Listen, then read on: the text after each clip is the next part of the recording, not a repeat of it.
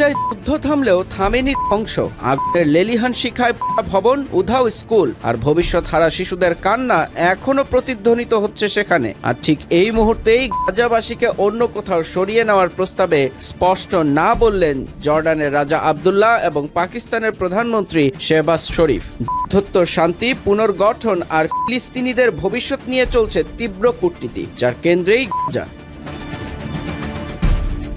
শনিবার ইসলামাবাদে এক বৈঠকে মুখোমুখি হন জর্ডানের বাদশাহ আব্দুল্লাহ ও পাকিস্তানের প্রধানমন্ত্রী শেহবাজ শরীফ। আলোচনার কেন্দ্রবিন্দু ছিল গাজা যুদ্ধ পরবর্তী পরিস্থিতি, আঞ্চলিক নিরাপত্তা এবং শান্তি উদ্যোগ। জিও নিউজ জানায়, আরব ইসলামী 8টি দেশের সমন্বিত উদ্যোগ গাজার শাসন কাঠামো পুনর্গঠন এবং পুনর্বাসন পরিকল্পনা নিয়ে বিস্তারিত আলোচনা করেন দুই নেতা। এছাড়াও গাজাবাসীকে অন্যত্র স্থানান্তরের প্রস্তাবে দুই দেশই সুস্পষ্ট আপত্তি জানায়। তারা বলেন, যুদ্ধের পর ফিলিস্তিনিদের বাস্তুচ্যুত করা যাবে না, এ নিয়ে তাদের অবস্থান এক। বৈঠকে গাজায় মানবিক সংকট মোকাবিলায় পাকিস্তানের সমর্থনের প্রশংসা করেন রাজা আব্দুল্লাহ।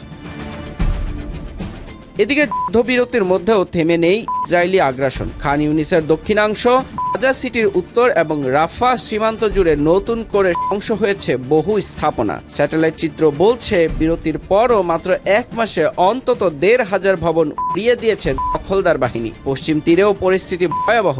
রামাল্লার কাছে অবৈধ বসতি স্থাপনাকারীদের হামলায় কয়েকজন ফিলিস্তিনি নিখোঁজ হয়ে গেছেন। এই ভস্মস্তূপের মধ্যেই গাজাকে তার আগের রূপে ফেরানোর চেষ্টা চলছে। এর মধ্যে সবচেয়ে বড় চ্যালেঞ্জ শিক্ষা। ইসরায়েলি হামলায় ধ্বংস হয়েছে গাজার 82% স্কুল। তবুও আন্তর্জাতিক সংস্থাগুলো অস্থায়ীভাবে পাঠদান শুরু করেছে।